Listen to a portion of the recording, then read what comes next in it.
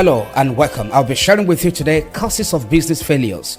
This is Leading with Biblical Principles Part 2. I am Pastor Maxwell Nawihe. Avoid these principles I'm going to share with you today and see if you will succeed in business or you will fail in business. Just avoid them.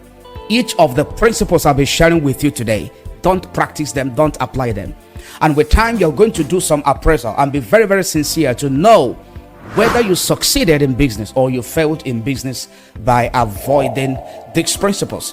And one thing you need to understand is that for you to become a success in business, it means that people or your team members succeed because you succeeded.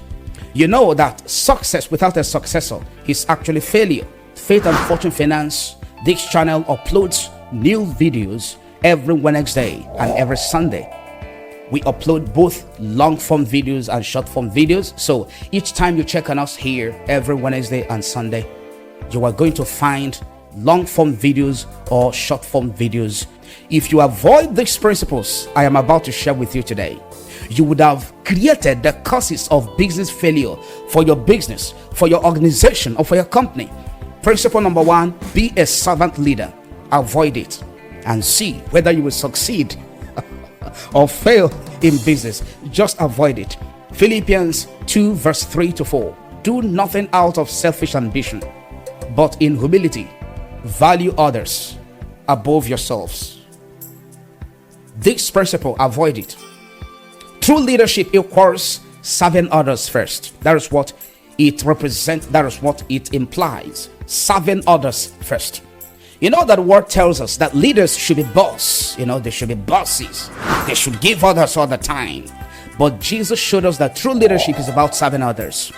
Avoid this principle of being a servant leader and see if you will succeed or fail in business. Principle number 2 you need to avoid. Empower and uplift your employees. Empower and uplift your employees. Avoid it and see whether it will cause failure or success for your business. And you need to know that many businesses today have setbacks and they lose profits when employees are burnt out or brain drained. You have to incentivize your workforce.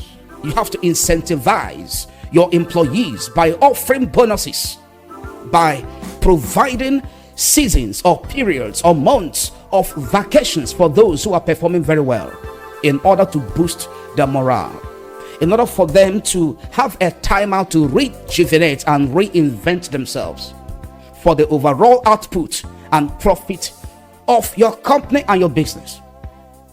Incentivize your employees by offering promotions to those who merit promotions. Incentivize your employees, your workforce, by other empowering benefits.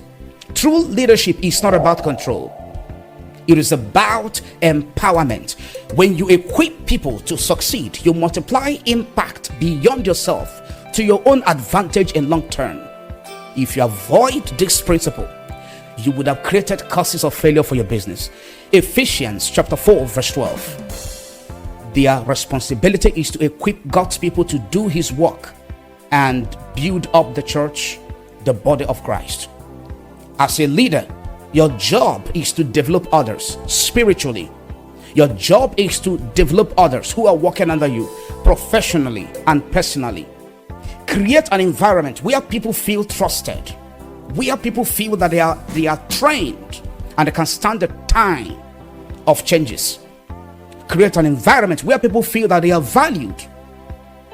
Empowering others reflect the kingdom mindset to building people, not just for profits. So, avoid this principle and see if you will succeed or fail in business. Principle number 3, put your team's needs above your own. Put your team's need above your own. As much as you need to succeed, as much as you need to achieve 1 or 2 goals or targets, that is how your team members also need to achieve targets or goals. As much as your needs are very important as well, so are theirs. Servant leadership means prioritizing the good of others.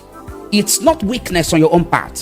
When you prioritize the need of others, it does not imply or it does not mean that you are very weak in your leadership. It is strength under control. It wins loyalty and respect. Philippians 2 verse 3 to 4.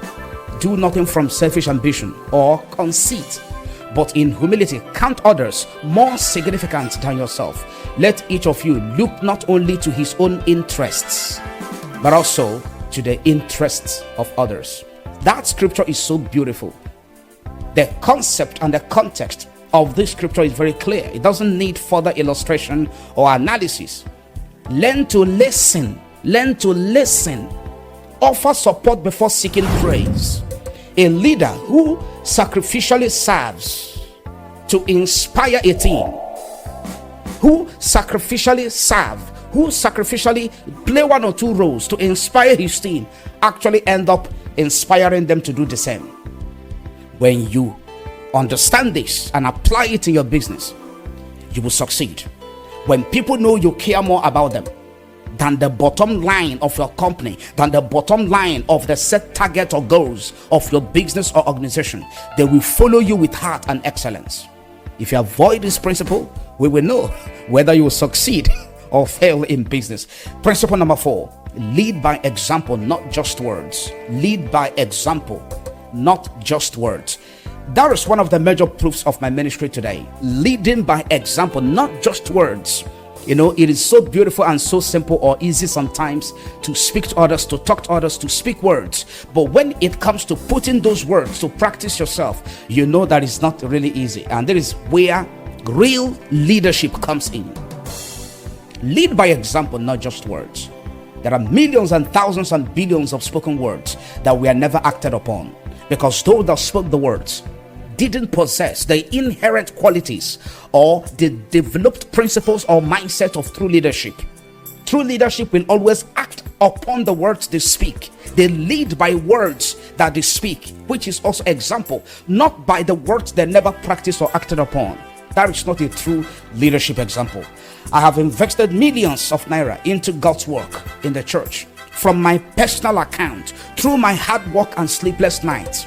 When I stand on the altar or anywhere upon any platform to communicate the word of God, to preach to people to be hardworking, I myself go back to my duty post, go back to my business and all my source of income to prove the same thing I preach or teach. Hard work. Sleepless nights, sometimes I don't sleep for 48 hours. Working on my system, working on my cell phone, working on one project or the other, whether it is music, whether it is writing, whether it is research, whether it is preparing the message to bless the people, whether it is content creation. I work hard. I lead by example. A kingdom leader asks, how can I serve my employees, clients, and community? Your actions preach louder than your sermons.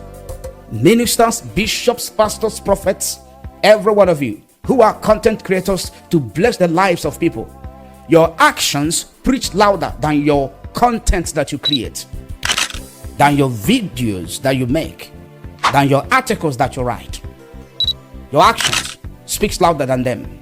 If you want to raise up excellent people, let them see excellence in you. If you want to raise up excellent team members, excellent followership, let them see that excellence that you are trying to create or imbibe in them or impact upon their lives. Let them see it in your life. 1 Timothy 4 verse 12. Set an example for the believers in speech, in conduct, in love, in faith, and in purity.